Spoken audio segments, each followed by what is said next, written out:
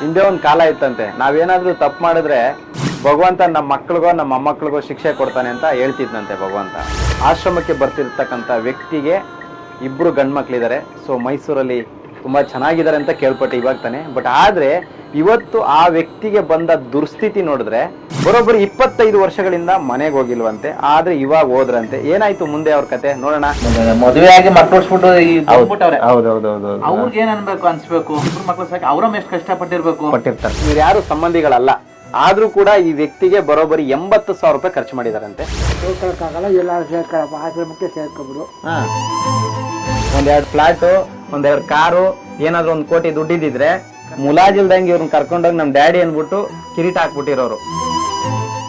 ಶ್ವಾಸ ಇರುವವರೆಗೂ ಜನರ ವಿಶ್ವಾಸವನ್ನು ಜನಸ್ನೇಹಿ ಎಂದಿಗೂ ಕಳೆದುಕೊಳ್ಳುವುದಿಲ್ಲ. ಸ್ನೇಹಿತರೆ ನಮಸ್ಕಾರ, ನಾನು ನಿಮ್ಮ ಪ್ರೀತಿಯ ಜನಸ್ನೇಹಿ ಯೋಗೇಶ್.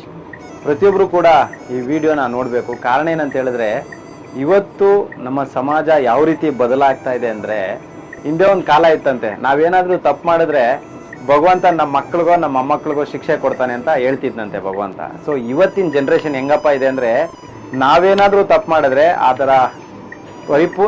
ನಾವೇನಾದ್ರೂ ತಪ್ಪು ಮಾಡಿದ್ರೆ ಅದರ ಸಂಪೂರ್ಣ ಕಷ್ಟವನ್ನ ನಾವೇ ಈ ಭೂಲೋಕದಲ್ಲಿ ಅನುಭವಿಸಿ ಕೊನೆಗಾಲದಲ್ಲಿ ನರಳುವಂತ ಪರಿಸ್ಥಿತಿ ಕೂಡ ಬರ್ಬೋದು. ಸೊ ಯಾಕೆ ಈ ಮಾತು ಹೇಳ್ತಾ ಇದ್ದೀನಿ ಅಂದ್ರೆ, ಈಗ ಆಶ್ರಮಕ್ಕೆ ಬರ್ತಿರ್ತಕ್ಕಂಥ ವ್ಯಕ್ತಿಗೆ ಇಬ್ರು ಗಂಡ್ಮಕ್ಳಿದ್ದಾರೆ. ಸೊ ಮೈಸೂರಲ್ಲಿ ತುಂಬಾ ಚೆನ್ನಾಗಿದ್ದಾರೆ ಅಂತ ಕೇಳ್ಪಟ್ಟೆ ಇವಾಗ ತಾನೆ. ಬಟ್ ಆದ್ರೆ ಇವತ್ತು ಆ ವ್ಯಕ್ತಿಗೆ ಬಂದ ದುರ್ಸ್ಥಿತಿ ನೋಡಿದ್ರೆ ಬಹಳ ಬೇಜಾರಾಗತ್ತೆ. ಇದರಲ್ಲಿ ತಪ್ಪು ಯಾರ್ದು ಸರಿ ಯಾರ್ದು ಅಂತ ನೀವು ಡಿಸೈಡ್ ಮಾಡಿ. ಬರೋಬ್ಬರಿ 25 ವರ್ಷಗಳಿಂದ ಮನೆಗೆ ಹೋಗಿಲ್ವಂತೆ, ಆದ್ರೆ ಇವಾಗ ಹೋದ್ರಂತೆ. ಏನಾಯ್ತು ಮುಂದೆ ಅವ್ರ ಕತೆ ನೋಡೋಣ.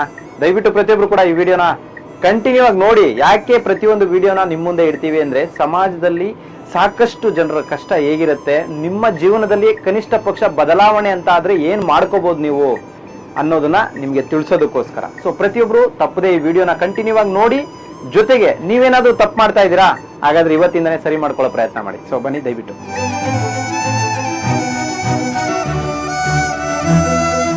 ಸೊ ಇವರು ಇವಾಗ ಆ ವ್ಯಕ್ತಿಯನ್ನ ಕರ್ಕೊಂಡು ಬಂದಿದ್ದಾರೆ. ಸೊ ನೋಡೋಣ ಯಾರು ಏನು ಅಂತ, ನನಗೂ ಸರಿಯಾಗಿ ಗೊತ್ತಿಲ್ಲ.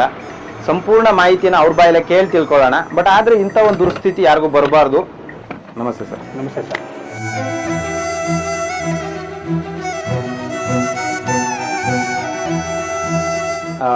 ಸ್ನೇಹಿತರೆ, ಇಲ್ಲಿ ನೋಡ್ತಿರ್ತಕ್ಕಂಥ ವ್ಯಕ್ತಿ ಅಂದ್ರೆ ಇಲ್ಲಿರ್ತಕ್ಕಂಥವ್ರು ಪ್ರತಿಯೊಬ್ರು ನೋಡ್ಬೇಕು. ಇವ್ರಿಗೆ ಯಾವುದೇ ರೀತಿ ಸಂಬಂಧ ಇಲ್ಲ.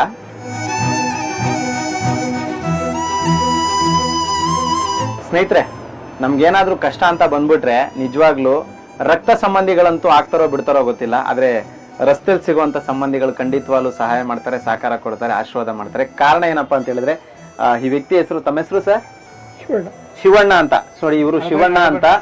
ಇವ್ರು ಇವತ್ತು ಬೀದಿಲ್ ಸಿಕ್ಕಿದ್ದಾರೆ. ಬಟ್ ಆದ್ರೆ ಇವ್ರು ಯಾರು ಸಂಬಂಧಿಗಳಲ್ಲ, ಆದ್ರೂ ಕೂಡ ಈ ವ್ಯಕ್ತಿಗೆ ಬರೋಬ್ಬರಿ 80,000 ರೂಪಾಯಿ ಖರ್ಚು ಮಾಡಿದಾರಂತೆ. ಸೊ ನೋಡೋಣ ಅದ್ ಹೇಗೆ 80,000 ರೂಪಾಯಿ ಖರ್ಚಾಯ್ತು. ಸಂಬಂಧ ಇಲ್ಲ ಅಂದ್ರೂ ಕೂಡ ಅವ್ರು 80,000 ಯಾಕೆ ಖರ್ಚು ಮಾಡಿದ್ರು. ಸೊ ನೋಡೋಣ. ಸೊ ದಯವಿಟ್ಟು ಪ್ರತಿಯೊಬ್ರು ಈ ವಿಡಿಯೋನ ನೋಡ್ಬೇಕು, ವಿಡಿಯೋ ಶೇರ್ ಮಾಡ್ಬೇಕು. ಅವ್ರಿಗೆ ಕಂಪ್ಲೀಟ್ ಆಗಿ ಸ್ಟ್ರೋಕ್ ಆಗಿದೆ. ಸೊ ನಡೆಯೋದಕ್ಕೂ ಕೂಡ ತುಂಬಾ ಕಷ್ಟ ಇದೆ. ಸರ್ ಕೂತ್ಕೊಳ್ಳಿ, ಬನ್ನಿ ಕೂತ್ಕೊಳ್ಳಿ. ಇಲ್ಲೇ ಕೂತ್ಕೊಳ್ಳಿ, ಬನ್ನಿ ನಾ ಶಿವಣ್ಣ ಅವರೇ ನಮಸ್ಕಾರ. ಯಾವ ಊರು ನಿಮ್ದು? ಮೈಸೂರ್ ಹತ್ರ ಯಾವ ಊರು? ಸಿಟಿನಾ? ಹಾ. ಏನ್ ಕೆಲಸ ಮಾಡ್ತಿದ್ರಿ ನೀವು?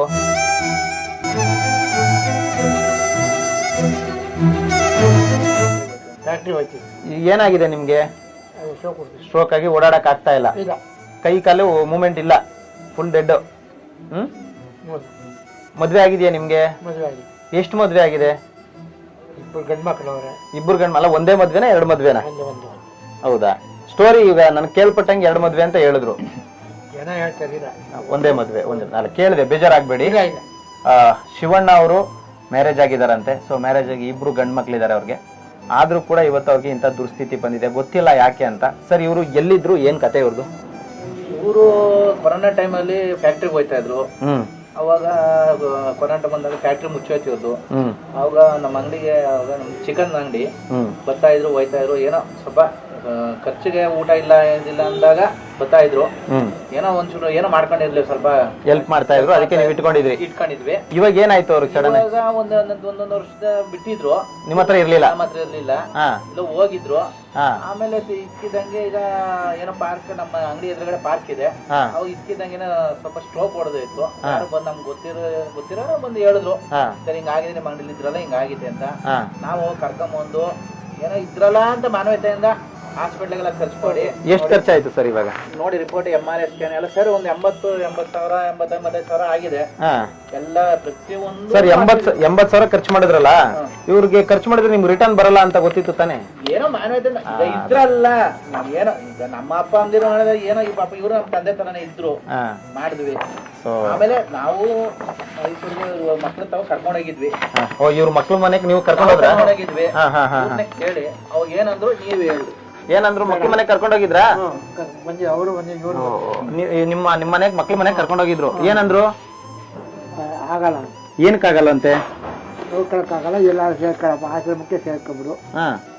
ಯಾರು ಸೇರ್ಸ್ಕೊತಾರೆ? ಮಕ್ಳೆಲ್ಲ ಇದ್ರೆ ಅಲ್ಲ, ಮಕ್ಳಿದ್ರೆ ಯಾರು ಆಶ್ರಮಕ್ಕೆ ಸೇರ್ಸ್ಕೊಳಲ್ವಲ್ಲ? ಏನಕ್ಕೆ ಅಂತ ಹೇಳ್ಬೇಕು. ಏನಂದ್ರು? ಆಗಲ್ಲ ಅಂತ. ನಮಗೆ ತಂದೆನೆ ಬೇಡ, ಇಲ್ಲ ಅಂತ ತಿಳ್ಕೊತೀವಿ ಅಂತ. ಏನಂದ್ರು? ಇಲ್ಲ ಅಂತ ತಿಳ್ಕೊಂಡಿದೀವಿ, ನಿಮ್ಮನ್ನ ಇಲ್ಲ ಅಂತ ತಿಳ್ಕೊಂಡಿದೀವಿ ಅಂತ ಅಂದ್ರ? ಕೇಳ್ಕೊಬೇಕಾಯ್ತು, ಯಾಕೆ ನನ್ಗೆ ಹಂಗಂತೀರಾ? ನಾನ್ ನಿಮ್ಮ ಅಪ್ಪ ಅಲ್ವೇನಪ್ಪ ಅಂತ ಹೇಳ್ಬೇಕಾಯ್ತು ನೀವು. 25 ವರ್ಷ ನೀವು ಹೋಗಿಲ್ಲ ಅವರು. ಓಹೋ, ಇಲ್ಲಿ ವಿಷಯ 25 ವರ್ಷದಿಂದ ನೀವು ಮಕ್ಳ ಮನೆಗೆ ಹೋಗಿಲ್ಲ. ಈಗ ಸಡನ್ ಆಗಿ ಹೋದ್ರೆ, ಚೆನ್ನಾಗಿದ್ದಾಗ, ಆರೋಗ್ಯ ಚೆನ್ನಾಗಿದ್ದಾಗ ನೀವು ಹೋಗ್ಲಿಲ್ಲ. ಈಗ ಆರೋಗ್ಯ ಕೆಡಿಸ್ಕೊಂಡು ನಾನು ನನ್ನ ಮಕ್ಳು ಅಂತ ಹೋದ್ರೆ ಸೇರ್ಸ್ಕೊಂತಾರ ಯಜಮಾನ್ರೆ? ಇದು ನಿಮ್ದು ತಪ್ಪು ತಾನೆ? ತಪ್ಪ ಸರಿನಾ? ತಪ್ಪಲ್ವಾ? ಈಗ ನಾವು ಅವ್ರನ್ನ ಫೋರ್ಸಬಲಿ ಇಲ್ಲಿ ನಿಮ್ಮ ಅಪ್ಪ ಅಮ್ಮನ ಯಾಕಪ್ಪ ಕರ್ಕೊಂಡು ಹೋಗಿಲ್ಲ ಅಂತ ಹೇಳಕ್ ಬರಲ್ಲ. ಯಾಕಂದ್ರೆ 25 ವರ್ಷಗಳಿಂದ ನೀವು, ಬಟ್ ಆದ್ರೂ ಮಾನವೀಯತೆಯಿಂದ ಒಂದ್ ಮಾತು ಹೇಳ್ಬೋದು ನಾನು, ಅವ್ರು ಏನೇ ಮಾಡಿದ್ರು ಕೂಡ ಅಪ್ಪ ಅಪ್ಪನೇ. ಸೊ ಕೊನೆ ಪಕ್ಷ ನಾವು, ಭಗವಂತ ಏನ್ ಹೇಳ್ತಾರೆ ಅಂದ್ರೆ, ನಿನ್ನ ಶತ್ರುಗಾದ್ರೂ ಕೊನೆಗಾಲದಲ್ಲಿ ಕೈ ಹಿಡಿ ಅಂತ ಹೇಳ್ತಾನೆ ದೇವರು ಅಲ್ವಾ? ಸೊ ಆ ಒಂದು ನಿಟ್ಟಿನಲ್ಲಾದ್ರೂ ಅವರ ತಂದೆಗೆ ಕನಿಷ್ಠ ಪಕ್ಷ ಎಲ್ಲಾದ್ರೂ ಇರೋದಕ್ಕೆ ವ್ಯವಸ್ಥೆನೋ ಅಲ್ಲ ಊಟಕ್ಕೆ ವ್ಯವಸ್ಥೆನೋ ಕೊನೆಗಾಲದಲ್ಲಿ ಮಾಡ್ಬೋದಾಗಿತ್ತು ಅಂತ ನನ್ನ ಅನಿಸಿಕೆ. ಅವ್ರ ಅಕ್ಕ ತಂಗಿದಿರು ಇರ್ಸ್ಕೊಳಕ್ ಇಷ್ಟಪಟ್ಟಿದ್ರು. ಮಗ ಬಂದು ಬಿಲ್ಕುಲ್ ಯಾರು ಇರ್ಸ್ಕೊಂಡ್ ಕೂಡ್ದಿಲ್ಲಿ, ಯಾರ ಮನೆಗೂ ಬಿಡ್ಕೊಡು ನೀವು. ನಮ್ಮನ್ನ ಕೇಳ್ದಾರ ಹೆಂಗ್ ಕರ್ಕೊಂಡ್ ಬಂದ್ರ ನೀವು? ಯಾಕಂದ್ರೆ ನಾವು ಆಮೇಲೆ ಬಂದವರೆಲ್ಲ ಯಾರ್ಯಾರೋ ಬಂದ್ರು, ಸಂಬಂಧಿಕರೆಲ್ಲ ಬಂದ್ರು, ಯಾರು ಒಬ್ರು ಇರ್ಸ್ಕೊಂತಾರೆ ಅಂತ ನಾವು ನೋಡ್ದೋ, ಯಾರು ಇರ್ಸ್ಕೊಂಡ್ಲಿಲ್ಲ. ಈಗ ಏನೋ ರೋಡಲ್ಲಿ ಎಷ್ಟು ಕಮ್ಮಿ ಆಯ್ತಪ್ಪ, ಯಾರು ಇರ್ಸ್ಕೊಂಡಿಲ್ಲ, ಕಳ್ಸ್ಬಿಟ್ರಲ್ಲ, ಎಲ್ಲ ಕಳ್ಸ್ಬಿಟ್ರು. ಈಗ ಆಯ್ತು, ಆಶ್ರಮಕ್ಕೆ ತಂದು ಬಿಡ್ತಾ ಇದೀರಾ, ನಾಳೆ ಹೆಚ್ಚು ಕಮ್ಮಿ ಆಯ್ತು, ಯಾರು ಜವಾಬ್ದಾರರು? ನಾನು ಅವ್ರ ಮಕ್ಳ ಮುಖನೂ ನೋಡ್ತಾ ಇಲ್ಲ, ನಿಮ್ ಮುಖನೂ ನೋಡ್ತಾ ಇಲ್ಲ. ಆಯ್ತಾಯ್ತಾ? ನೀವು ನನ್ನ ಫಾಲೋ ಮಾಡ್ತಿರ್ಬೋದು, ಲೈಕ್ ಕೊಡ್ತಿರ್ಬೋದು, ಅದಲ್ಲ. ನಾನ್ ನಿಮ್ ಮುಖನೂ ನಾನು ನೋಡ್ತಾ ಇಲ್ಲ, ಅವ್ರ ಮಕ್ಳ ಮುಖನೂ ನೋಡ್ತಾ ಇಲ್ಲ, ಆ ವ್ಯಕ್ತಿ ಮುಖ ನೋಡ್ತಾ ಇದ್ದೀನಿ. ಯಾಕೆ ನೋಡ್ತಾ ಇದ್ದೀನಿ ಅಂದ್ರೆ, ಸ್ಟ್ರೋಕ್ ಆಗಿದೆ, ರಸ್ತೆಯಲ್ಲಿ ಮಲ್ಗೋದು ತುಂಬಾ ಕಷ್ಟ ಆಗತ್ತೆ. ಕರೆಕ್ಟ್ ಅಣ್ಣ ನಾನು ಹೇಳ್ತಿರೋದು? ಆ ಒಂದ್ ನಿಟ್ಟಿನಲ್ಲಿ ನಾನು ಅವ್ರಿಗೆ ಆಶ್ರಯ ಕಲ್ಪಿಸ್ಕೊಡ್ಬೋದು. ಸೊ ನಾನ್ ಕೇಳ್ತಿರೋ ಪ್ರಶ್ನೆ ಏನಪ್ಪಾ, ನಾಳೆ ಅವ್ರ ಮಕ್ಳು ಸೇರ್ಸ್ಕೊಳಕ್ ರೆಡಿ ಇಲ್ಲ, ನಾಳೆ ಹೆಚ್ಚು ಕಮ್ಮಿ ಆದ್ರೆ ಯಾರು ಜವಾಬ್ದಾರರು? ಈಗ ನಾಳೆ ಹೆಚ್ಚು ಕಮ್ಮಿ ಆಯ್ತು, ಅವ್ರ ಮಕ್ಳು ಬರಲ್ಲ ಅಂದಾಗ ನಾನು ನಿಮ್ಗೆ ಫೋನ್ ಮಾಡ್ಬೇಕಲ್ವಾ ಸರ್? ಮಾಡ್ಬೇಕು. ಅವಾಗ ಮುಂದಿಂದೆಲ್ಲ ನೀವು ನೋಡ್ಕೊಳ್ಳೋದು ರೆಡಿ ಇದೀರಾ ಅಷ್ಟೇ ನಾನು ಕೇಳ್ತಾ ಇರೋದು. ನಾವೇ ನೋಡ್ಕೊಂತೀವಿ, ಅವ್ರು ನಮ್ಮ ಮಗಂಗೂ ನಾವು ತಲುಪಿಸ್ತೀವಿ, ಏನೇ ಆದ್ರೂ. ಆಮೇಲೆ ಮುಂದಿನ ವಿಷಯ ನಾವೇನ್ ಮಾಡ್ಕೋಬೇಕು ಅದು. ಈಗ ನಾವು ಸ್ಟೇಷನ್ ಇಂದನೂ ಎಲ್ಲ ತಂದಿದ್ದೀವಿ. ಹೌದು, ನೋಡಿ ಕೊಡಿ ಇಲ್ಲಿ. ಸ್ನೇಹಿತರೆ, ಇವರು ಮೈಸೂರಿಗೆ ಕರ್ಕೊಂಡು ಹೋಗ್ತಾರೆ ಅವ್ರ ಮಕ್ಳಿರೋ ಮನೆಗೆ. ಬಟ್ ಅವ್ರ ಮಕ್ಳು ಯಾಕೆ ಸೇರ್ಸ್ಕೊಂಡಿಲ್ವೋ ಕಾರಣ ನನಗೆ ಗೊತ್ತಿಲ್ಲ. ಆದ್ರೆ ಇವರು ಸ್ಟೇಷನ್ಗೆ ಕರ್ಕೊಂಡೋಗಿ ಒಂದು ಮಾನವೀಯತೆ ದೃಷ್ಟಿಯಿಂದ ಸ್ಟೇಷನ್ ಇಂದ ಲೆಟರ್ ಕೂಡ ಮಾಡಿಸ್ಕೊಂಡು ಇಲ್ಲಿವರೆಗೂ ಕರ್ಕೊಂಡು ಬಂದಿರ್ತಾರೆ. ಏನಪ್ಪ ಅಂದ್ರೆ 25 ವರ್ಷಗಳಿಂದ ಮಕ್ಳ ಹತ್ರ ಬಾಂಡಿಂಗ್ ಇಲ್ಲ, ಅಂದ್ರೆ ಸಂಬಂಧ ಇಲ್ಲ ಇವ್ರಿಗೆ. ಆದ್ರೆ ಅವರು ಈಗ ಹೋಗಿರೋದ್ರಿಂದ ಅವ್ರು ಯಾಕೆ ನಿರಾಕರಿಸಿದ್ರು ಅನ್ನೋದ್ರ ಬಗ್ಗೆ ನನಗೆ ಮಾಹಿತಿ ಗೊತ್ತಿಲ್ಲ. ಆದ್ರೂ ಕೂಡ ಒಂದು ಮಾನವೀಯತೆ ದೃಷ್ಟಿಯಿಂದ ನಾವು ಆಶ್ರಯ ಕೊಟ್ಟಿರ್ತೀವಿ. ನಾನು ಒಂದೇ ಒಂದು ರಿಕ್ವೆಸ್ಟ್ ಈ ವಿಡಿಯೋದಲ್ಲಿ ಏನ್ ಮಾಡ್ಕೊಳ್ತೀನಿ ಅಂದ್ರೆ, ದಯವಿಟ್ಟು ಸಾಯುವಂತ ಪರಿಸ್ಥಿತಿಯಲ್ಲಿ ಇರ್ತಕ್ಕಂಥ ನಿಮ್ಮ ತಂದೆನ ನೋಡಿ ನೀವು ಕಟಕರಾಗಬೇಡಿ.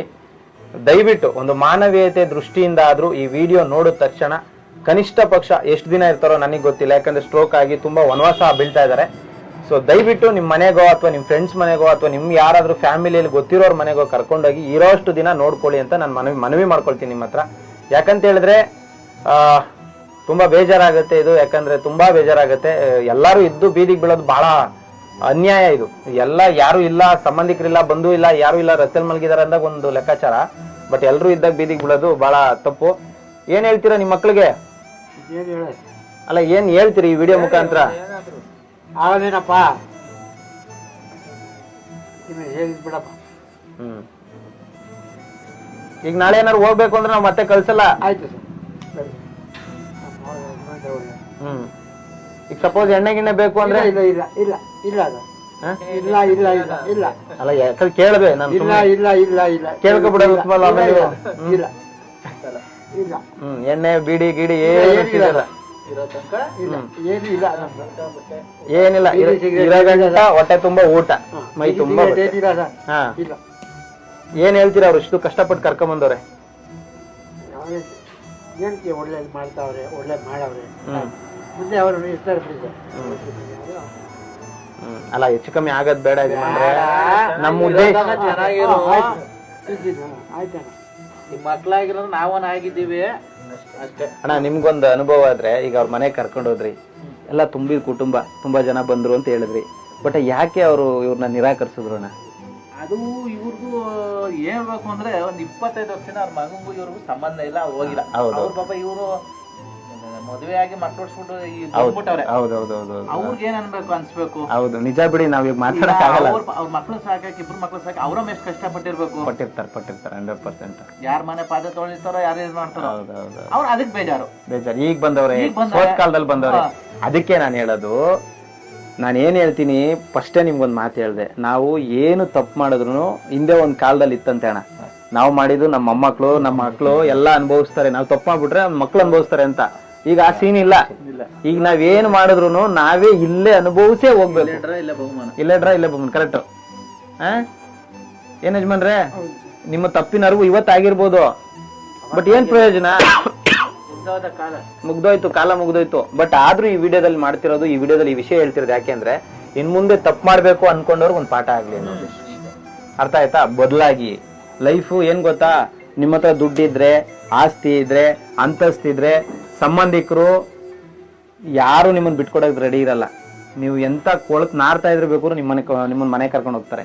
ಈಗ ಉದಾಹರಣೆ, ಈ ವ್ಯಕ್ತಿ ಹತ್ರ ಏನಾದ್ರು 1-2 ಫ್ಲಾಟು, 1-2 ಕಾರು, ಏನಾದ್ರು 1 ಕೋಟಿ ದುಡ್ಡಿದ್ರೆ ಮುಲಾಜಿಲ್ದಂಗೆ ಇವ್ರನ್ನ ಕರ್ಕೊಂಡೋಗಿ ನಮ್ ಡ್ಯಾಡಿ ಅನ್ಬಿಟ್ಟು ಕಿರೀಟ ಹಾಕ್ಬಿಟ್ಟಿರೋರು. ಬಟ್ ಇದ್ರೆ ಇವತ್ತು ಅವ್ರಿಗೆ ಒಂದು ತುತ್ತು ಅನ್ನ ಬಾಯಿಗಿಕ್ಕೊಳ್ಳೋಕು ಕಷ್ಟ ಇದೆ. ಏನಣ್ಣ, ಒಂದು ತುತ್ತು ಅನ್ನನ ಬಾಯಿಗಿಕ್ಕೊಳ್ಳೋದಕ್ಕೆ ಕಷ್ಟ ಇದೆ. ಅಂದ್ರೆ ಇಂಥ ಒಂದು ಶಿಕ್ಷೆ ಭಗವಂತ ಯಾಕೆ ಕೊಡ್ತಾನೆ ಅಂದ್ರೆ, ನಾನು ನನ್ಗನ್ಸಿರೋ ಪ್ರಕಾರ ಹೇಳ್ತೀನಿ, ನಮ್ಮ ಕರ್ಮ ಅನುಷ್ಠಾರ, ನಾವೇನ್ ಮಾಡ್ತೀವಿ ಅನ್ನೋದು ತುಂಬಾ ಲೆಕ್ಕಾಚಾರ ಆಗುತ್ತೆ ಅಣ್ಣ. ನಾವಿವತ್ತು ಒಳ್ಳೇದ್ ಮಾಡ್ತೀವ, ಕೆಟ್ಟದ್ ಮಾಡ್ತೀವ, ಜನ ನಮ್ಗೆ ಒಳ್ಳೇದು ಅನ್ಬೋದು, ಕೆಟ್ಟದ್ದು ಅನ್ಬೋದು, ಭಗವಂತನ ಹತ್ರ ಮಾತ್ರ 100% ಲೆಕ್ಕ ಇರ್ತದೆ ಇದಕ್ಕೆ. ಅರ್ಥ ಆಯ್ತಾ ಯಜಮಾನ್ರೆ? ನೀವ್ ಇರೋಷ್ಟು ದಿನ ಆಶ್ರಯ ಇದೆ, ನಿಮ್ ಮನೆಯವ್ರು ಬಿಟ್ಟಿರ್ಬೋದು, ನಿಮ್ ಬಂಧುಗಳು ಬಿಟ್ಟಿರ್ಬೋದು ನಿಮ್ಮನ್ನ, ಆದ್ರೆ ಇಲ್ಲಿರ್ತಕ್ಕಂಥ ದೇವ್ರು ಯಾವತ್ತೂ ನಿಮ್ಮನ್ನ ಬಿಡಲ್ಲ. ಆಯ್ತಾ? ಕೊನೆಗಾಲದವರೆಗೂ ಊಟ ಇದೆ, ಆದ್ರೆ ಇರೋ ಗಂಟೆ ನೆಮ್ಮದಿಯಾಗಿರ್ಬೇಕು ನೀವು ಅಷ್ಟೇ. ನನ್ಗೆ ಮತ್ತೆ ಇವ್ರನ್ನ ಕರ್ಸಿ ಅವ್ರ ಹತ್ರ ಮಾತಾಡ್ಬೇಕು, ನಾನು ಮತ್ತೆ ಫೋನು ಮಾಡಲ್ಲ ಅವ್ರಿಗೆ. ನಮ್ದು ನೇರ ನುಡಿಯೋಣ, ಅದು ಗೊತ್ತಿರೋದಕ್ಕೆ ಇಲ್ಲಿ ಕರ್ಕೊಂಬಂದಿರ. ನಾನು ಇವ್ರಿದಾರೆ ಅನ್ಬಿಟ್ಟು ಬೆಣ್ಣೆ ತರ ಎಲ್ಲ ಮಾತಾಡಲ್ಲ, ನೇರ ನುಡಿ ನಾನು. ಅವ್ರು ಇಲ್ಲಿ ಬಿಟ್ಟು ಹೋದ್ರೆ ಮುಗ್ದೋಯ್ತವ್ರದ್ದು. ಇವಾಗ ನೆಕ್ಸ್ಟ್ ಏನಾದ್ರು ಹುಷಾರಿಲ್ವಾ ಕರೆಸ್ತೀನಿ, ಇಲ್ಲ ಏನಾದ್ರು ತೊಂದ್ರೆ ಐತಾ ಬರ್ತಾರೆ, ಬೇಕು ನೋಡ್ಬೇಕಂತ ಅವ್ರು ಯಾವಾಗ ಬೇಕಾದ್ರು ಬರ್ಬೋದು. ಅರ್ಥ ಆಯ್ತಾ? ಮತ್ ನಾಳೆ ಬೆಳಿಗ್ಗೆ ಬಿದ್ದ ನಾನು ಅವ್ರ ಮನೆಗೆ ಹೋಗ್ಬೇಕು ಅಂದ್ರೂ ನಾವು ಕಳ್ಸಲ್ಲ, ಯಾಕಂದ್ರೆ ಸ್ಟೇಷನ್ ಲೆಟರ್ ಆಗಿದೆ. ಅರ್ಥ ಆಯ್ತಾ? ಇರ್ತೀರಾ ಇಲ್ಲಿ? ಏನ್ ಹೇಳ್ತೀರಾ? ನಿಮ್ಮನ್ನ ಕಷ್ಟಪಟ್ಟು ಕರ್ಕೊಂಡ್ ಬಂದವ್ರೆ. ಸಂತೋಷ, ಒಳ್ಳೇದು ಮಾಡಿದ್ದೀರಾ. ಇದಕ್ಕಿಂತ ಇದೇನು ಭಗವಂತ ಚೆನ್ನಾಗಿತ್ತು.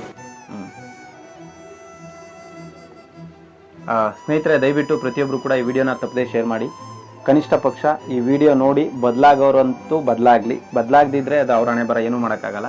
ಆದರೆ ಕೊನೆಯದಾಗಿ ಅವ್ರ ಮಕ್ಳ ಹತ್ರ ರಿಕ್ವೆಸ್ಟ್ ಏನಪ್ಪ ಅಂದರೆ, ಇವ್ರು ಒಳ್ಳೆಯವರ ಕೆಟ್ಟವರ ಅನ್ನೋದ್ರ ಬಗ್ಗೆ ನಾನು ನಿಮಗೆ ಹೇಳ್ತಾ ಇಲ್ಲ, ಆಮೇಲೆ ನೀವು ಒಳ್ಳೆಯವರ ಕೆಟ್ಟವರ ಅಂತಲೂ ನಾನು ನಿಮಗೆ ಜಡ್ಜ್ ಮಾಡ್ತಾ ಇಲ್ಲ. ಸೊ ಕೊನೆ ಪಕ್ಷ ತಂದೆನ ಕಳ್ಕೊಳ್ಳೋಕ್ಕೆ ಟ್ರೈ ಮಾಡಬೇಡಿ. ಕೊನೆ ಪಕ್ಷ ಸಾಯುವಂಥ ಟೈಮಲ್ಲಿ ಒಂದು ಲೋಟ ನೀರಾದರೂ ಕೊಟ್ಟರೆ ಅದಕ್ಕೆ ನಿಮಗೆ ಕೋಟಿ ಪುಣ್ಯ ಬರುತ್ತೆ. ಸೊ ದಯವಿಟ್ಟು ಅರ್ಥ ಮಾಡಿಕೊಂಡು ಯಾರಾದರೂ ಇದ್ದರೆ ಅವ್ರ ಮಕ್ಕಳು ದಯವಿಟ್ಟು ಬಂದು ಕರ್ಕೊಂಡೋಗಿ. ಎಲ್ರಿಗೂ ನಾನು ಮನವಿ ಮಾಡ್ಕೊತೀನಿ, ಎಲ್ರಿಗೂ ಒಳ್ಳೇದಾಗಲಿ, ಶನೇಶ್ವರ ಎಲ್ರಿಗೂ ಒಳ್ಳೇದು ಮಾಡಲಿ. ಜೈ ಹಿಂದ್, ಜೈ ಕಂಟಕ ಮಾತೆ, ಶನೇಶ್ವರ ಒಳ್ಳೇದು ಮಾಡಲಿ. ಸರ್, ನಮ್ಮ ಆಶ್ರಮದ ಬಗ್ಗೆ ಏನು ಹೇಳ್ತೀರಾ? ಎಲ್ಲ ನಾವು ನಿಮ್ಮ ಇದ್ರೊಳಗೆಲ್ಲ ನೋಡಿದ್ದೀವಿ, ಎಲ್ಲ ಚೆನ್ನಾಗಿದೆ, ಚೆನ್ನಾಗಿ ನೋಡ್ಕೊಂತೀರಾ, ಭಾರಿ ನಮಗೆ ಇಷ್ಟ ಆಯಿತು.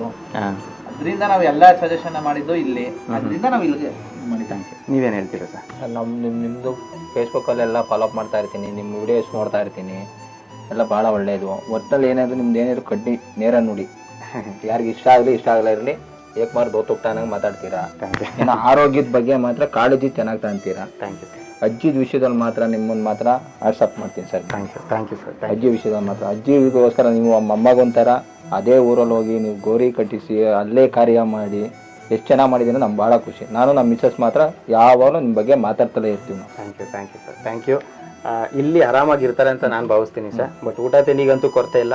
ನಾಳೆ ಏನಾದ್ರು ಹೆಚ್ಚು ಕಮ್ಮಿ ಆದರೆ ದಯವಿಟ್ಟು ಸ್ಪಂದಿಸಿ. ಯಾಕಂದರೆ ಇಲ್ಲಿ ಯಾರನ್ನು ಮೆಚ್ಚೋದಕ್ಕೆ ನಾನು ಮಾಡ್ತಾ ಇಲ್ಲ. ಅರ್ಥ ಆಯ್ತಾ? ನಾನು ಕಷ್ಟಕ್ಕೆ ಸ್ಪಂದಿಸ್ತಾ ಇದ್ದೀನಿ ಅಷ್ಟೇ. ಸೊ ಅವ್ರ ಮಕ್ಕಳು ಬಿಟ್ರು ನಾನು ಅಂಥವ್ರನ್ನ ನಾನು ಕೈ ಬಿಡಲ್ಲ ಸರ್. ನನಗೆ ಬೇಕಾಗಿರೋದು ಸ್ಟೇಷನ್ ಲೆಟ್ರ್ ಒಂದೇ. ಅವ್ರ ಅನಾಥ station letter. Thank you so much. ಎಲ್ರಿಗೂ ಒಳ್ಳೇದಾಗಲಿ. ಶನೇಶ್ವರ ಒಳ್ಳೇದು ಮಾಡಿ. ನಮಸ್ಕಾರ.